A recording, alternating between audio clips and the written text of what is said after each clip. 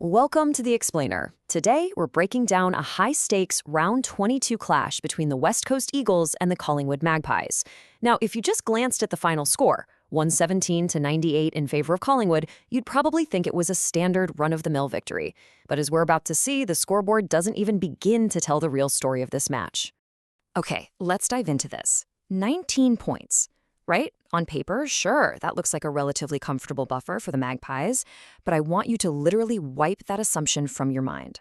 That standard-looking margin completely masks the absolute drama, the unbelievable momentum swings, and the brutal physical toll of this contest. This match was a roller coaster that tested the limits of every single player out there on the pitch. Take a look at this post-match quote, because it perfectly captures the cinematic narrative we're about to break down. It was a game defined by individual brilliance, immense courage, and a dramatic fourth-quarter fightback. We're going to look at a tale of two opposing heroes, one who played with this flawless, untouchable grace, and another who gritted his teeth through agonizing pain to mount a frantic climax that had tens of thousands of fans on the absolute edge of their seats. First up, the Daicos Masterclass. 39 disposals. Collingwood's Brownlow medal favorites stepped onto the turf at Optus Stadium and just put on an absolute clinic. But you know what makes this so staggering isn't just the sheer volume of the ball he won, it's the context in which he won it. For much of the contest, Daicos carried the heavy, suffocating weight of attack. The opposition's game plan was explicitly designed to shut him down, deny him space, and essentially make his life miserable. And yet, he remained absolutely untouchable, slicing through the opposition as if the tag wasn't even there. And this brilliantly illustrates exactly how impactful those disposals actually were. We're not talking about cheap possessions here. This is high-impact damage. 10 clearances, meaning he's winning the hard ball right at the source. 11 inside 50s, constantly driving the ball into the danger zone. He added a goal to his tally and, most unbelievably, gained a staggering 722 meters.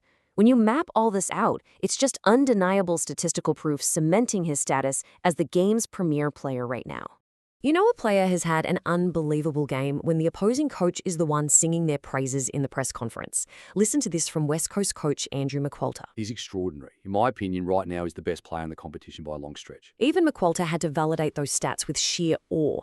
And on the flip side, Collingwood coach Craig McRae noted that Daicos' enormous work rate literally drags the whole team with him, taking them exactly to the places they need to go. Now for the stark contrast. Harley Reid's immense courage. Every great story needs an opposing force, right? If Daicos was the picture of flawless skill and smooth execution, West Coast's young star represents a stark, gritty, emotional contrast. This wasn't a masterclass of smooth dominance. This was a battle of survival. The reality of the sport is blood, sweat, and immense physical toll.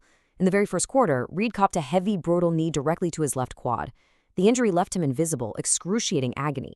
He was severely hampered, his power clearly compromised. It was so bad that when he limped to the bench, the coaching staff seriously considered moving him to full forward at halftime just to hide him and manage the severity of the cork. But Reid, he flat out refused to be beaten. He stayed in the locker room for extra treatment at halftime, fought through severe pain, and marched right back out into the midfield fire. He pushed through to amass a team-high 30 disposals. He even kicked a crucial goal to spark his team's comeback. West Coast coach praised his puffness, pointing out how he just kept putting himself in the absolute most dangerous spots over and over again, despite being so visibly hobbled. Next, let's look at the momentum shift. We've seen the individual titans, but AFL is ultimately a team game. And this match hinged on a massive momentum shift right after the main break. At halftime, the margin was a knife-edge 6 points. But coming out of the locker room, West Coast looked utterly lifeless. They were suddenly missing tackles, dropping their pressure, and failing to get their hands on the football. On the other side, Collingwood was explosive and ruthless. They sensed that vulnerability and capitalized instantly, booting 5 unanswered goals. Let's move to and see how this builds because it's pretty wild. At halftime, it is anyone's game at a 6-point margin, but in just a 15-minute blitz early in the third quarter, West Coast completely loses their pressure. By mid-quarter, Collingwood has exploded out to a game-high 34-point lead. It just shows how rapidly a game can completely slip away from you at the elite level. It's a brutal reminder and a universal lesson for any team that you simply must play 4 full quarters of football to win. A 15-minute lapse is literally all it takes to get buried. Which brings us to a dramatic final stand. This explainer wouldn't be complete without talking about the final act. Facing a massive 34-point deficit, you'd forgive West Coast for just folding. Instead, led by the hobbled, courageous Harley Reid and veteran Elliott Yeo, the Eagles mounted a furious, chaotic final-term comeback that had the Magpies desperately scrambling. And I want you to imagine the atmospheric pressure in that stadium. 47,609 screaming fans on their feet. The noise was deafening as the Eagles surged, slicing through Collingwood's defense to cut the margin down to just 10 points.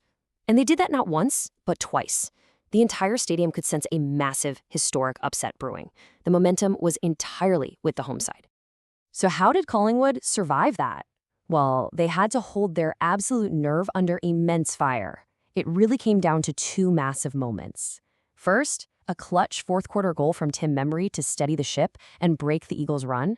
And second, at the other end of the ground, a desperate, crucial goal-saving spoil from Jock Crisp.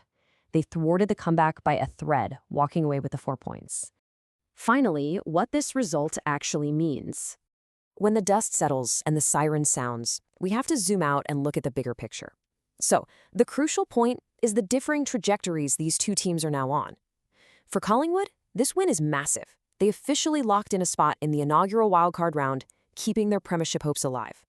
They proved they can win even without some key veteran stars, getting 3 goals apiece from guys like Membre, Schultz, and McStay. Now they face Hawthorn and Brisbane, pushing for a top 6 finish. As for West Coast, yes, it's their 9th straight loss, and yeah, that's heartbreaking. But there are immense positives here. The relentless effort, a defensive system that held up for most of the game, and the sheer raw courage of Harley Reid. It gives coach Andrew McQualter an incredible foundation to build on for 2026 and beyond. Which leaves us with this final thought to ponder. Collingwood bent, but they didn't break against a ferocious fight back. So with this newfound resilience, what is Collingwood's true ceiling in the upcoming wildcard round? Can they ride this momentum deep into September? Thank you for joining me for this explainer. Keep this match in mind as we head into the finals dance. The lessons learned on this pitch are for sure going to echo throughout the rest of the season. Catch you next time.